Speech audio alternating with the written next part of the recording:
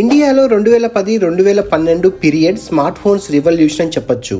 ఆ టైంలో చాలా వరకు China company smart phones Indian మార్కెట్లో రాజ్యం ఏలుతుండేవి. 2014లో నరేంద్ర మోడీ భారత ప్రధాని అయినప్పుడు ఇండియన్ మార్కెట్లో ఈ చైనీస్ స్మార్ట్ ఫోన్ల హవా నడుస్తుండేది. ఆ టైంలో ఇండియా 80% స్మార్ట్ ఫోన్స్ ని చైనా నుంచి ఇంపోర్ట్ చేసుకునేది. ఇండియన్ సెల్ ఫోన్ కంపెనీలు కూడా చైనా స్మార్ట్ ఫోన్ ని దిగుమతి చేసుకుని భారతదేశంలో విక్రయించేవి. ఈ పరిస్థితిని గమనించిన మన ప్రధాని నరేంద్ర మోడీ గారు చైనీస్ స్మార్ట్ ఫోన్స్ యొక్క డామినేషన్ ని తగ్గించి ఇండియాలో స్మార్ట్ ఫోన్ మ్యానుఫ్యాక్చరింగ్ పెంచాలని మేక్ ఇన్ ఇండియా పథకాన్ని ప్రారంభించారు. దీని ద్వారా భారతదేశంలో మొబైల్ ఫోన్ తయారీ కంపెనీల సంఖ్య పెరిగింది. దాని ఫలితమే ఇవాళ ఆల్మోస్ట్ 97% స్మార్ట్ ఫోన్స్ ఇండియాలోనే తయారవుతున్నాయి. ఇప్పుడు మనం కేవలం 3% స్మార్ట్ ఫోన్స్ మాత్రమే ఇంపోర్ట్ చేసుకుంటున్నామంటే అర్థం చేసుకోవచ్చు మొబైల్ ఫోన్ ఇండస్ట్రీలో మేక్ ఇన్ ఇండియా కాన్సెప్ట్ ఎలా సక్సెస్ అయిందో. 2014లో భారతదేశంలో కేవలం 2 మొబైల్ ఫోన్ తయారీ యూనిట్స్ మాత్రమే ఉండేవి. కానీ ఇప్పుడు అవి దాదాపు 300 యూనిట్స్ పైగా పెరిగాయి. దాని వల్ల ఈ 10 సంవత్సరాలలో 12 లక్షల ఉద్యోగాలు సృష్టించబడ్డాయి. ఒకప్పుడు అందరూ అనుకునేవారు ఇండియాలో స్మార్ట్ ఫోన్ మ్యానుఫ్యాక్చరింగ్ అసాధ్యమని. కానీ ఈ రోజు ఇండియా చైనా తర్వాత ప్రపంచంలోనే 2వ స్థానంలో ఉంది మొబైల్ మ్యానుఫ్యాక్చరింగ్ సెక్టార్ లో. భవిష్యత్తులో ఇండియా స్మార్ట్ ఫోన్ ఇండస్ట్రీకి ఒక పవర్ హౌస్ కూడా అవనుంది. ఎందుకంటే ఇప్పుడు చాలా ఇంటర్నేషనల్ కంపెనీలు చైనాని వదిలి ఇండియా వైపు చూస్తున్నాయి వాళ్ళ కంపెనీని ఎస్టాబ్లిష్ చేయనీకి.